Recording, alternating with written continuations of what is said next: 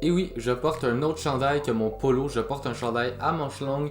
L'été est terminé, il fait froid, on met des choses confortables. Et puis, cette pièce de vêtements, vous allez peut-être la voir aussi souvent que mon polo. Maintenant, j'ai deux questions à vous poser, ou peut-être trois. Sentez-vous des fois que vous êtes découragé lorsque vous regardez quelqu'un d'autre, vous pensez que vous avancez pas à la vitesse que vous aimeriez, que les autres sont en train d'avancer beaucoup plus vite, ils sont tous en train de réussir dans leur projet? Eh bien, je vais changer votre manière de penser aujourd'hui. Dans un monde où nous pouvons partager à la seconde exacte nos avancements, où tout le monde peut tout voir et que vous aussi pouvez tout voir, il est dur de ne pas se comparer aux autres. Votre ami publie une photo de lui en voyage pendant que vous êtes pris ici avec une température qui laisse à désirer, c'est dur de rester positif. Non mais sérieusement, l'automne au Québec, ça fait dur. Hey wow là, la Louis n'est même pas passée puis il y a déjà de la neige. Ce que je vous propose, c'est vraiment simple, recentralisez-vous sur vous-même. Qu'est-ce que je veux dire par là? Arrêtez de dire que tout le monde, toutes les autres, votre entourage, vos amis font des choses exceptionnelles. Parce que c'est pas vrai. Et puis, arrêtez de dire que vous ne faites rien d'exceptionnel. Encore une fois, parce que c'est pas vrai. Posez-vous plutôt la question, pourquoi je ne fais rien d'exceptionnel si vous faites rien d'exceptionnel? Et sinon, pourquoi qu'est-ce que je fais est exceptionnel? Selon moi, tout le monde fait quelque chose d'exceptionnel, sans exception. Faut juste que vous le regardez de la même perspective que moi je regarde les choses. Tout peut être exceptionnel. Les autres paraîtront toujours meilleurs que vous. Très rare, nous publions nos ratés sur les réseaux sociaux. Nous ne voyons que le bon côté de leur vie, et puis l'humain est fait de manière que c'est beaucoup plus facile pour nous de se rabaisser et très dur de s'encourager ou de se donner une petite tape sur l'épaule. La comparaison avec soi-même, c'est la bonne comparaison. Qu'est-ce que je veux dire par la comparaison avec soi-même? Aussi simple que ça, moi, je me compare souvent de où que je suis parti, de où que je viens, de qu'est-ce que j'ai accompli et aussi de qu'est-ce que j'ai fait pour devenir qui je suis aujourd'hui. C'est ça la comparaison avec soi-même. Vous vous regardez avant, vous regardez qu'est-ce que vous aviez, qu'est-ce que vous avez fait, comment vous agissiez, simplement votre style de vie, et puis vous regardez aujourd'hui. En espérant que cette comparaison-là soit positive et qu'aujourd'hui vous êtes encore meilleur qu'avant. Mais la comparaison avec soi-même, c'est la plus importante. C'est elle qui nous fait réaliser ce que nous avons accompli et tout le chemin que nous avons parcouru pour arriver à qui nous sommes aujourd'hui.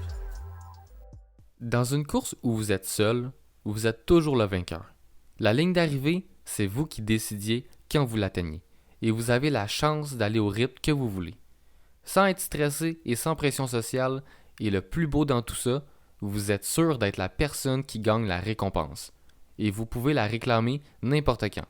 Parce que chaque petit succès mérite d'être récompensé. Faire une course avec les autres, c'est une course irrationnelle.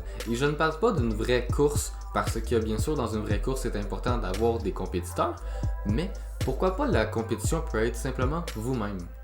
Parce que une course avec les autres, c'est une course irrationnelle dans le sens où vous vous jugez par rapport aux autres et non par rapport à votre performance. Peut-être que par rapport à vous-même, votre performance c'était la meilleure, elle était super bonne, mais à cause que les autres y ont été beaucoup plus vite que vous, vous pensez que votre performance n'est pas super bonne. Quand c'est le contraire en fait, parce que tout le monde est différent, tout le monde va aller à son rythme et une course contre les autres devient irrationnelle. Ce désir vous fait baver à l'idée de ce que vous n'aurez jamais et vous fait oublier ce que vous possédez déjà. Pourquoi devez-vous définir ce qui vous rend heureux par rapport aux autres? Toujours regarder ce que les autres ont ou font vous fait oublier vos vraies valeurs à vous et vous vivez pour les valeurs des autres. Ne définissez pas ce qu'avoir du succès veut dire pour vous par rapport au succès des autres. Nous vivons pour nous-mêmes. Nous faisons des choses pour nous. Nous faisons des choses pour notre succès. Vous ne faites pas une tâche pour le succès de quelqu'un d'autre, vous le faites pour votre propre succès. Ici, c'est le contraire. Posez-vous la question, pourquoi ce n'est pas pour vous que vous faites une tâche? Ce que vous croyez et ce que vous faites, c'est ça qui vous définit, pas ce que vous voulez. Alors, quand est-ce que vous allez agir au lieu de rêver? au lieu de regarder les autres. Combien de fois j'ai entendu dire « je ne serai jamais bon comme cette personne-là », mais que jamais la personne pratique ce qu'elle aimerait être bonne à. Lorsque vous poursuivez un but, posez-vous la question « pourquoi vous le faites ?» Si la réponse est pour impressionner les autres, remettez en question la poursuite de votre but. Parce qu'au final, vous faites tout pour vous-même, pour votre succès, et puis la personne que vous devriez impressionner lors de ce processus-là vers ce but, c'est vous-même. Ça ne devrait pas être quelqu'un d'autre. Vous êtes vous-même, vous faites quelque chose pour vous, alors vous devriez être la personne la plus impressionnée dans ce que vous accomplissez. Si ce qui vous rend heureux est la reconnaissance des autres, votre bonheur est éphémère. Je vous conseille plutôt de trouver une autre source de bonheur qui est plus personnelle à vous. Parce que, aussitôt que le monde va arrêter de vous regarder, vous allez être perdu, sans raison et motivation de continuer. La vraie reconnaissance, c'est celle de nous-mêmes. Une course qui n'a pas de temps, c'est une course où que tout le monde devient vainqueur. C'est pas une course contre votre entourage, c'est pas une course contre vos amis, c'est une course contre vos propres limitations. La vraie course, c'est de savoir si vos défauts et vos limitations vont prendre le dessus sur vous-même.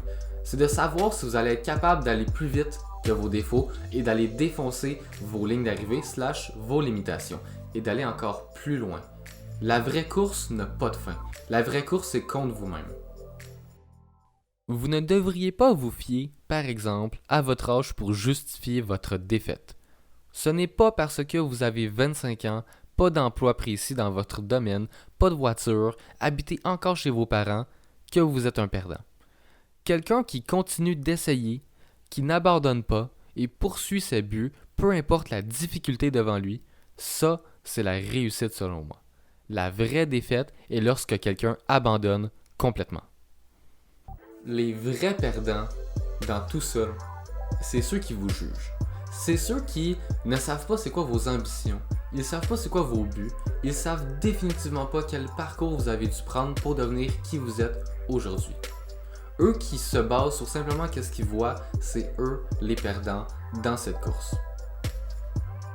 Lorsque vous poursuivez un but, vous le faites pour vous-même, vous le faites à votre rythme et vous le faites pour vous faire plaisir, pour atteindre le bonheur réel. Vous le faites pas pour que votre voisin, votre ami, votre entourage atteignent le bonheur réel. Vous le faites pour que vous-même atteigniez ce bonheur.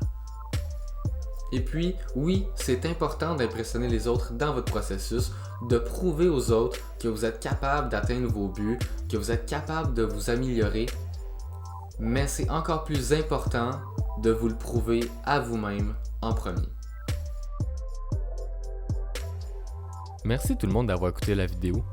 Fait que là, c'est le moment que je suis censé t'harceler pour t'abonner à ma chaîne YouTube, t'abonner à ma page Instagram, t'abonner à mon podcast. Mais fais donc ce que tu veux. Bonne journée.